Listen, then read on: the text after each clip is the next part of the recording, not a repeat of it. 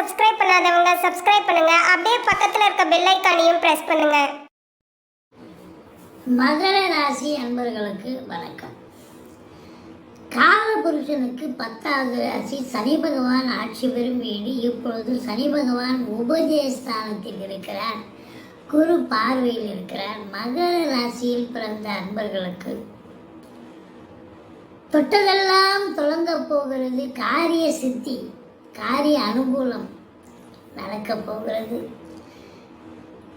உங்களை பொறுத்தவரையும் குரு 3க்கும் 12க்கும் ஆதிபத்தியம் பெற்றவனாக இருந்தாலும் 7ல் அமர்ந்து ராசியை பார்ப்பது தெளிவான சிந்தனை, செயல்கள், எண்ணங்கள், சமூகத்தில் பேரு புகழ் அந்தஸ்து உயர்வடையக்கூடிய ஒரு அற்புதமான ஒரு மாதம். இதில் என்னென்ன நட்சத்திரங்கள் இருக்கு அப்படின்னு பார்த்தீங்கன்னா, உத்திராடம் 2, 3, 4 பாதங்கள், திருவோணம், அவிட்டம் 1, 2 பாதங்கள் உள்ளடக்கிய இந்த ராசி அன்பர்கள் வெளிப்படையாக பேச மாட்டாங்க. 4 கேள்வி கேட்டால் ஒரு கேள்விக்கு தான் பதில் வரும். மறைக்கணும்னு எண்ணம் கிடையாது, சுபாவமே அதான். ஆனால் உண்மையாக உழைக்கக்கூடிய அன்பர்கள் இவர்கள் அப்படின்னு சொல்லணும். அப்போ ராசியை குரு பார்க்கிறார், உபஜயஸ்தானத்தில் சனி பகவான் இருக்கார். அப்படின்னும் பொழுது இவர்கள் தொழிலில், உத்தியோகத்தில் தங்களுடைய முழு திறமையை வெளிப்படுத்தக்கூடியதற்கான ஒரு தருணம் இந்த நவம்பர் மாதம். 2ஆம் இடத்துல ராகு இருக்கார். குடும்பஸ்தானத்தில் ராகு இருந்தால் குடும்பத்தை பிரிச்சிடுவார் அப்படின்னு சொல்லுவாங்க. ஆனால் பாருங்க, 7ல் குரு இருக்கு, உச்சம் பெற்ற குரு. கணவன் மனைவியிடையே நல்ல ஒரு அண்டர்ஸ்டாண்டிங், ஒரு அன்னோன்யம், ஒரு ஈகோவை விட்டு கொடுத்து ஒருத்தருக்கு ஒருத்தர் புரிதல், இதெல்லாம் நிச்சயமா இருந்தாலும் 2ல் ராகு இருப்பதால் மற்ற குடும்ப உறுப்பினர்கள், வீட்டிற்கு வரக்கூடிய விருந்தாளிகள், நட்பு வட்டாரங்களால் பிரச்சனை வரும். பேசுவதில் எச்சரிக்கை தேவை, விட்டு கொடுத்து போங்க. 2ல் ராகு இருந்தால் அவர் பிரம்மாண்டம், குடும்ப மேன்மை, பொருளாதார மேன்மை கண்டிப்பாக உண்டு. நல்ல சம்பாத்தியம் இருக்கும், குடும்பத்தில் ஒரு டிக்கெட் எக்ஸ்ட்ரா ஆகும். அதாவது குழந்தை பாக்கியம் கண்டிப்பாக கிடைக்கும். திருமணத்துக்காக இருக்கிறவங்க அவர் திருமணம் ஆச்சுன்னா அப்போ ஒரு டிக்கெட் எக்ஸ்ட்ரா தானே. மற்றபடி தனித்த ராகு 2ல் இருப்பதால் ராகுவுக்கு பிரீத்தி பண்ணிக்கிங்க. பட்டீஸ்வரம் துர்க்கையை வழிபாடு செய்து கொள்ளுங்கள். ஓம் அமிர்த ராகுவே நமகன்னு 1008 சொல்லுங்க. கேது 8ல் இருக்கார், அது 8ஆம் இடம், அசிங்கம், அவமானத்தை தரக்கூடிய இடம். ஓம் அமிர்த கேதுவே நமக அப்படின்னு 1008 சொல்லுங்க. பிள்ளையாரை கேதுவுக்கு அடுத்த இமிடியேட் எஃபெக்ட் காட் அப்படின்னா பிள்ளையார், அவரை வழிபாடு பண்ணுங்க. ஓரளவுக்கு ராகு கேது பிடியில் இந்த மகர ராசி அன்பர்கள் இருப்பதால்,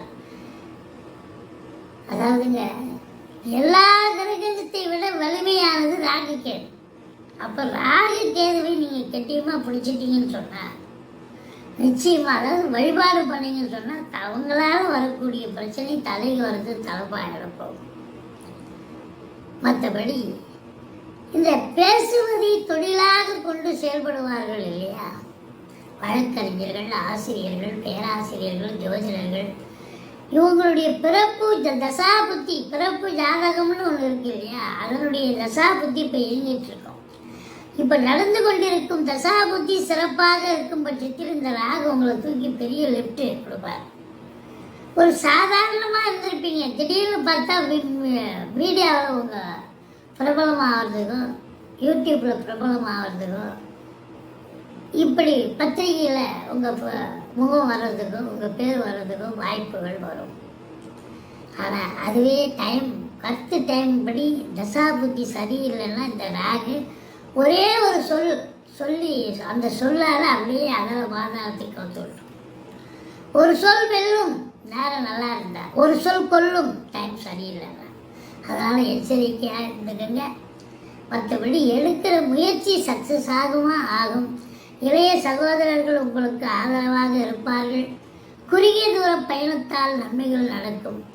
மற்றபடி பிபிஓ சாஃப்ட்வேர் போன்ற பிரிவில் பணியாற்றுபவர்களுக்கு உன்னதமான ஒரு மாதம் இது அப்படின்னு சொல்லணும். 4க்கும் 11க்கும் ஆதிபத்தியம் பெற்ற செவ்வாய் பகவான் 11இல் ஆட்சி வேளத்தில் இருக்கிறார், குரு பார்வையில் இருக்கிறார். இந்த மகர ராசிக்கு செவ்வாய் 4க்குடையவன் 11க்குடையவன் 4இல், அதாவது 11இல் அமர்ந்து குரு பார்வையில் இருப்பது சிறப்பு. 7ஆம் பார்வையாக 5ஆம் இடத்தை பார்க்கிறார். 5ஆம் இடத்தை சனி பகவானும் பார்க்கிறார். அப்போ பூர்வீகத்திற்கு அடிக்கடி சென்று வருவீர்கள். குலதெய்வத்தினுடைய வழிபாடு கண்டிப்பாக உங்களுக்கு வேணுங்க. அதையும் தாண்டி பூர்வீகத்தில் வீடு கட்டுறது, வீடு ஆல்டேஷன் பண்ணுறது, அப்படி ஒரு வேலை குடும்ப உறுப்பினர்கள் சகிதமாக உட்கார்ந்து பேசி நல்ல சுப முடிவாக எடுப்பீங்க.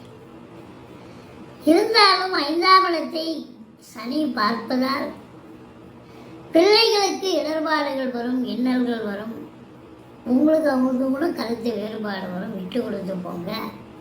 இன்னல்கள் பிள்ளைகளுக்கு இடர்பாடுகள் எப்படி வருங்க? அவங்க படிக்கிற இடத்துல மற்ற பிள்ளைகளால் மூலமாக அல்லது இன்ஸ்டியூஷன் மூலமாக ஏதோ ஒரு பிரச்சனை வர வாய்ப்புகள் இருக்கு. குலதெய்வ வழிபாடு வேண்டிய இருக்கட்டும்னு சொல்கிறோம். 7இல் குரு இருந்து உச்சம் பெற்று ராசியை பார்ப்பது இந்த ராசி அன்பர்களுக்கு திருமணம் ஆகாதவர்களுக்கு ஆண் பெண் இருபாலருக்கும் திருமணம் கைகூடி வரும்.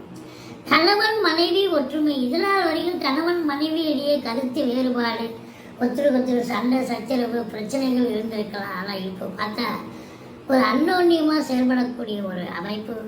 நண்பர்கள் கூட உங்களுக்கு ஓடி ஒளிந்த நண்பர்கள் தேடி வந்து உறவாடுவார்கள். உறவினர்கள் உதாசீனப்படுத்திய உறவினர்கள் உங்களுக்கு வந்து இப்போ உறவாடக்கூடிய ஒரு சூழலும் ஏற்படும். மொத்தத்தில் பார்க்கும் பொழுது இந்த 8இல் கேது இருப்பது என்ன மைனஸ் அப்படின்னு பார்த்தீங்கன்னா, அறிமுகம் இல்லாத இடம், அறிமுகம் இல்லாத நபர்களிடம் மிகுந்த விழிப்புணர்ச்சியோடு இருங்கள். ஒரு சிலருக்கு உங்களுடைய பொருட்கள் களவாடப்படலாம் அல்லது நீங்களே தவறி விட்டுட்டு வரலாம். எச்சரிக்கையோடு இருந்துங்க. அசிங்கம் அவமானங்கள் ஏற்படும். கோர்ட்டு கேஸு வம்பு வழக்குன்னு கூட ஒரு சிலருக்கு வரும். எச்சரிக்கை தேவை. மற்றபடி உங்களுக்கு 9ஆம் இடத்தை சனி பார்ப்பதால் தந்தைக்கு இடர்பாடுகள், தந்தைக்கு தொழிலில் பின்னடைவு, தந்தைக்கும் உங்களுக்கும் கருத்து வேறுபாடு, இதெல்லாம் சகஜமாக வரக்கூடிய ஒரு சூழல். கொஞ்சம் விட்டு கொடுத்து போனீங்கன்னு சொன்னால் எந்த ஒரு பிரச்சனையும் இருக்காது. தலைக்கு வர்றது தலைப்பாயிடம் போகும் அப்படின்னு சொல்லலாம். மற்றபடி உங்களுக்கு 10இல் சூரியன் முதல் 16 நாள் இருக்கார். சூரியன் புதன் சுக்கிரன் ஆட்சி பீடத்தில் இருக்கிறார். அப்போது 10ஆம் இடம் ரொம்ப சிறப்பாயிடுது. அரசாங்கத்தில் பணிபுரியும் அன்பர்கள், அரசு சார்ந்த துறையில் பணிபுரியும் அன்பர்கள், புதனுடைய ஆதிக்கம் நிறைந்த பத்திரிகை துறை, மீடியா துறை, எழுத்துத்துறை, கிரியேட்டிவிட்டி, கற்பனை திறன் உள்ளவர்கள், சுக்கரனுடைய ஆதிக்கம் சினிமா இண்டஸ்ட்ரி, தொலைக்காட்சி இண்டஸ்ட்ரி, மியூசிக் சம்பந்தப்பட்ட விஷயங்கள் பணியாற்றுபவர்கள், நாட்டியம் சம்பந்தப்பட்ட விஷயங்களில் பணியாற்றுபவர்கள், நாடக நடிகர்கள், நாடகத்தை